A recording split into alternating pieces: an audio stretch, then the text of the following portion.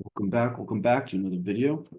Today, doing a little bit of a different format, but we're talking about podcasting and journalism and maybe some points of contention. I think, I kind of just laid out some notes and I kind of want to just, go through it a little bit and talk about each one independently. Kind of maybe just kind of show my thought process as far as this topic is concerned.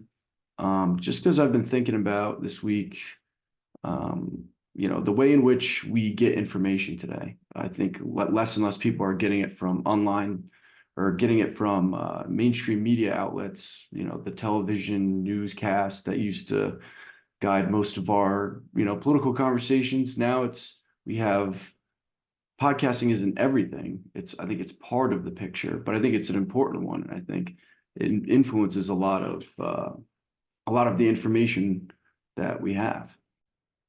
So just to begin, I still think mainstream media it still does dictate the larger narrative, especially within the podcasting world, because those who produce podcasts that have something to do with politics often do so with the news, with the information they get from the news in mind. Doesn't necessarily they agree with it, but it kind of like creates the mainstream avenue of like dictating what exactly is important. What are people talking about? And obviously, I'm generalizing, um, and I'll get a little bit more specific. But some podcasts are just conversations. Some involve in-depth reporting. But something I was wondering is if our brains really conceive the difference between the two, right? We hear something coming from a podcaster and it has a certain amount of legitimacy and weight to it, I think just kind of subconsciously in our minds. Because we hear this information and assume I don't know, like maybe some aspect of us assumes it's correct just so we can follow along in the line of thinking that's taking place. And this is especially true for just like conversation-based podcasts. Um, but yeah, and just to kind of like kick into it, I think, the conversation-based podcasts are awesome because, it helps us to, discuss or hear discussion about abstract ideas that can expand our view of what's possible. And it's good for that kind of curiosity that we have. But I think when it comes to, factual evidence, we have to have a way of verifying things. And I think that it's a source of the division that we have right now. The fact that we all listen to different podcasts, different people kind of saying different things, noting different pieces of information. It's not like the main thing that drives our division, I think, but I think it's a place of inquiry for those, people trying to uncover ways to bring back cross ideological conversations, trying to find that middle ground. Um, and a conversation-based podcast is pretty much, I kind of think of it, it's like, honestly, at the end of the day, it's kind of like tuning into a conversation between two folks at a bar, It's just like a lot of times it's just raw humanity of individuals painting the way their mind frames the world around the given topic they're discussing. Set a peek into their perspective and their way of being in relation to that topic. And I think we have to be intentional about seeing it that way. Conversations between people, see it as conversations between people with ranging levels of expertise. Sometimes, conversation-based podcasts have experts on them, but they don't necessarily have, what I would call a journalistic point of reference.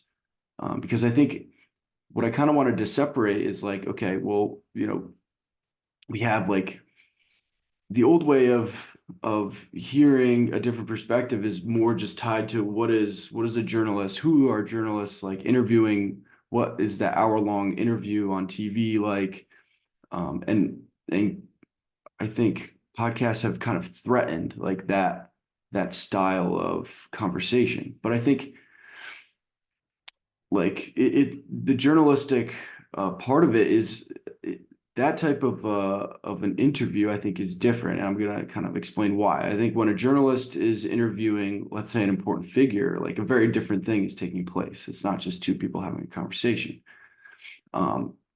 which it can be done in a podcast form as well, but oftentimes it's not. A journalistic interview is one where the journalist prepares a line of interrogation using research and background knowledge in order to test the authenticity of a perspective. The journalist reframes the conversation with the proper factual supplementation and forces that perspective being interviewed to make its claim in the new framework that the journalist has formed. Does their perspective still have legitimacy when more or different facts are introduced? I think this is kind of like, it's as opposed to a podcast that's conversation based and where, one person might be learning from another. A journalist kind of prepares themselves to kind of pick apart or to ask deeper questions about a certain perspective that's important to people. So they're going to do their research and understand where that perspective is beforehand. They already know kind of the idea of what the person believes, but they want to pinpoint certain aspects of their argument and kind of introduce different or extra facts that could possibly threaten that ideology or give pushback, or at least generate the need for some sort of answer to that ideology. And I think important thing is that I think we confuse the two. We kind of see the two as the same, like a conversation is a conversation. And I think that this confusion could be seen when Tucker interviewed Putin, but labeled it as journalism, right? If you watch that conversation, it really wasn't. It was more of a podcast. It was a 2 hour long conversation where Tucker was letting Putin explain all of his beliefs, get to the core of what he believed and why. And there wasn't like pushback. And I think that, that's good, because I think podcasts are a necessary part of like our information world today. But I think when you frame that, just a conversation that's taking place like that as journalism, that's why I think a lot of people got frustrated, because it's not really the same thing. You're not aware of exactly what he's going to say and then pinpointing some aspect of his belief that you're trying to ask more of. Anyways, this is to say that I think podcasts are very necessary, but I think that journalists there's opportunity here, right? I think that podcasts should, and that type of conversation should receive more journalistic interpretation, right?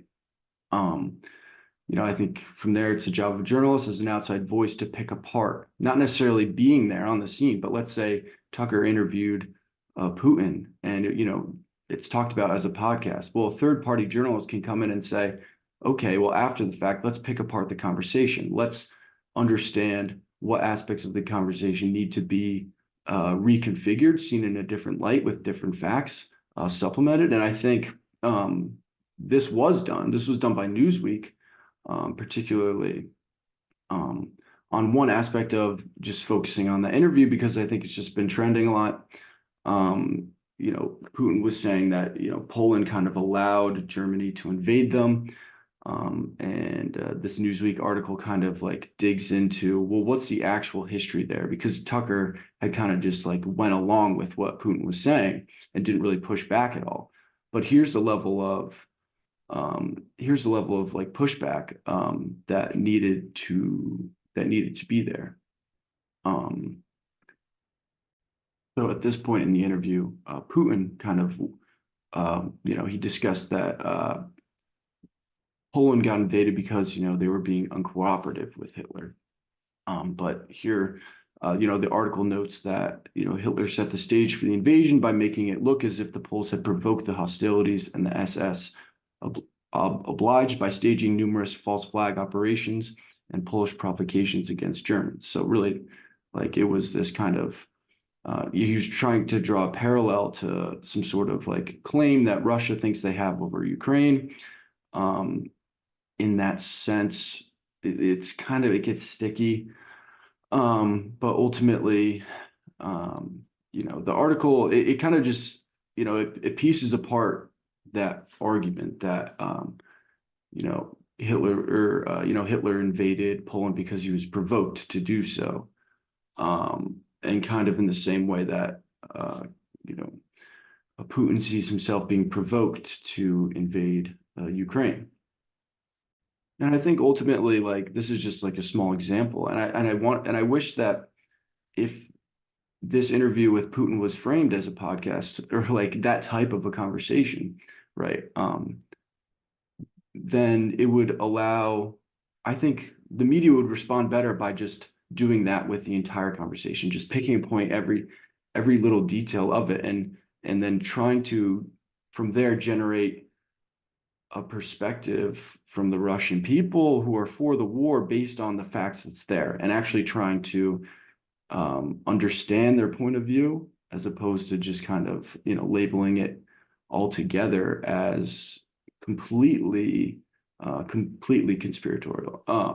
So I think this can be a more effective tactic than silencing because you can dive into the particularity of why a certain perspective is wrong or misleading, like dive into the details. And why do I think this is important and necessary thing for journalists to do?